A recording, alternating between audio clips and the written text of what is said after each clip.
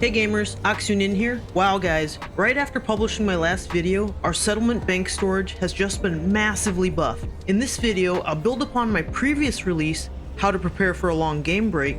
We can now save a lot more stuff. The storage is now so large that we could actually experience material overload, especially if we're returning to the game after a long break. That's why a storage plan is still useful. And yes, your game break from Dune can still include no taxes, no timers, and no logins. It's still all about storage. In the last game update, bank storage at the settlements in Harko Village and Arakeen has been increased from 30 slots to 500 slots, and they're able to handle a volume of 30,000, up from 1,500. This is absolutely great news. If you ever need to take a break from Dune, you can now save a lot more stuff that will help make your future return even easier. To get an idea of how much the storage has increased, here was our long-term storage before the update, and here's what it looks like now.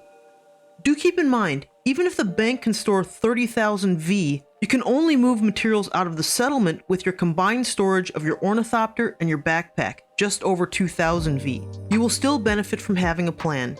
This increased long-term storage allows you to save enough materials to jump right back into a more convenient and advanced operations setup. Here's my updated plan. I've planned for the large spice, large ore, medium chemical refineries, both sets of fabricators, standard and advanced, 2 advanced death stills with 3 large water cisterns, and directional wind turbines provide enough power to keep all stations powered simultaneously. It's that time, guys.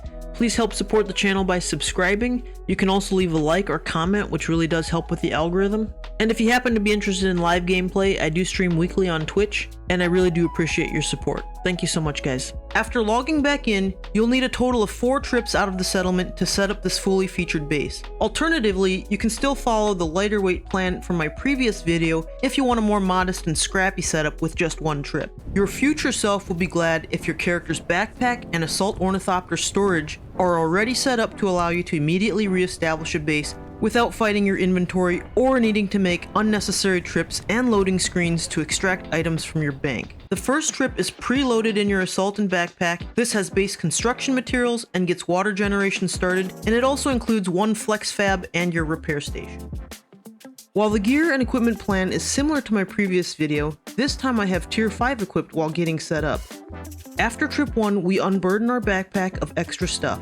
We also add back a few crafted items that we shouldn't be without. Trip 2 will set up the medium chemical refinery, the large ore refinery, as well as the remaining standard fabricators, plus 1 advanced flex fabricator. Trip 3 will bring the remaining advanced fabricators. Finally, trip 4 is the large spice refinery. Each trip also includes enough power generation to get the added capabilities running as each trip is delivered. Also note that the plan includes only 10 storage containers. I think this is a good amount of storage to start with, and in case you're not building right away, I have verified that all of the materials that we're bringing across all 4 trips can fit in those 10 storage containers. Here's a view of the full settlement bank storage.